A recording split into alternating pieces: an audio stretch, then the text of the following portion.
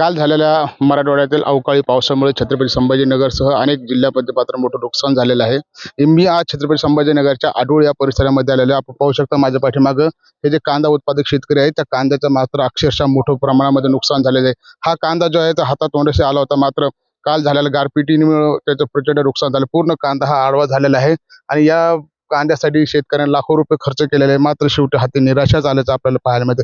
नेमकं त्यासाठी किती खर्च लागला होता, कसं उत्पादन घेतलं होतं, यासाठी माझ्यासोबत शेतकरी आहे, आपण त्याची देखील भावना जाणून घेणार आहोत. काय सांगाल, काल अवकाळी पाऊस झाला त्यानंतर मात्र पूर्ण कांदा तुमचा आडवा झालाय? काय सांगणार सर.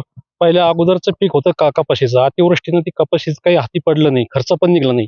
त्याच्यामुळे म्हणलं दुसरं पीक घेतलं कांदा. अजित सीड कंपनीचं बियाणं घेतलं, खूप महागडं बियाणं. 3,500 रुपये क्विंटलनं 10 क्विंटल बियाणं लावलं. त्यात कमीत कमी 70-80 हजार रुपये त्याचा अगोदर खर्चच आहे. मेहनत अलग, बाकी सर्व अलग, बाकीचा खर्च अलग, ड्रीप अलग. ते लाखोच्या घरात खर्च आहे त्याचा. आणि त्याच्यात आता 1 रुपया त्याच्या पदरात पडत नाही आमच्या. जे पीक हे मेन पीक हे आलेलं पीक सगळं जमीन हे बघा तुम्ही, सारं माती लागली, सारी जमीन दोष झाली सारं ती.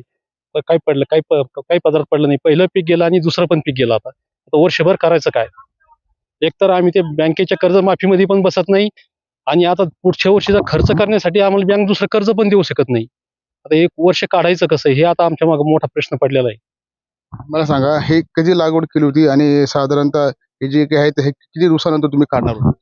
याची लागवड डिसेंबरच्या शेवटी केली होती, जानेवारीच्या सुरुवातीलाच. आणि आता अजून 15 दिवसाची 15 ते 20 दिवसात ते काढणीला आलं होतं हे पीक. हो. साधारणतः उत्पन्न किती निघलं? याचं उत्पन्न कमीत कमी याचा भाव आहे अजित सीड कंपनीचा 65,000 रुपये क्विंटल आमच्याकडून त्यानं बॉन्ड करून घेतलेलं आहे, करार करून घेतलेलं आहे. ते कमीत कमी 4 क्विंटल बियाणं झालं असतं.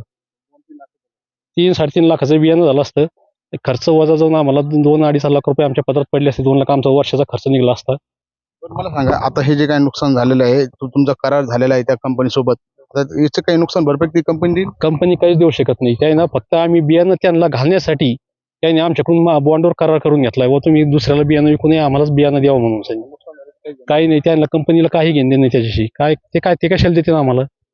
काय वाटतं, तुमचे पंचनामे करण्यासाठी काही अधिकारी आहेत? अधिकारी येतील, पंचनामे करतील, पण ते काय देणार आहेत आम्हाला? त्यांची शासनाची इच्छाच नाही शेतकऱ्याला काही देण्याची. सरकार अपेक्षा, सरकारनं आम्हाला नाही काही तरी आमचा फक्त खर्च तरी दिला तरी आम्ही खूप आभार मानू सरकारचे. नुसता झालेला खर्च दिला तरी खूप आभार मानू. नाहीतर कमीत कमी नका आमचा खर्च देऊ, नका आम्हाला नुकसान भरपाई देऊ. आम्हाला ते तुम्ही जे कर्जमाफीचे जे अटी लावलेले आहेत, त्या अटी तुम्ही रद्द करा, आम्हाला कर्जमाफी द्या. आम्ही कर्जमाफी जर दिली, आम्हाला परत बँक जूनमध्ये कर्ज देईल. त्या कर्जावर आम्ही परत पुढच्या वर्षीचं खर्च शेतीवर खर्च करू शकतो. नक्कीच आपण जर पाहिलं तर हे होते कांदा उत्पादक शेतकरी. मात्र शेतकऱ्याचं जे आहे ते मोठं नुकसान झालेलं आहे आणि आता झालेला खर्चही निघत नाही, त्यामुळे पुढे येणारे पिकं कसे काढायचे हा प्रश्न त्यांच्यासमोर उभा राहिलेला आहे. कमीत कमी सरकारने जी काही कर्जमाफी केली त्याच्यामध्ये जे काही अटी आणि नियम लावलेले त्या स्थितीला कराव्यात आणि सरसकट कर्जमाफी करावी, जेणेकरून पुन्हा एकदा बँकेकडे जाऊन जे काही लागणारा खर्च आहे त्यासाठी शेतकरी पुन्हा कर्ज काढतील. मात्र असं होताना आपल्याला पाहायला मिळते, जे काही अटी आहेत त्या अटी स्थिर करणार आहे का, शेतकऱ्यांची जी काही वाचा आहे ते काही त्याचं म्हणणं आहे हे सरकार ऐकणार का, हे पाहणं देखील महत्त्वाचं ठरणार आहे. संजय आहेर, LS न्यूज, छत्रपती संभाजीनगर.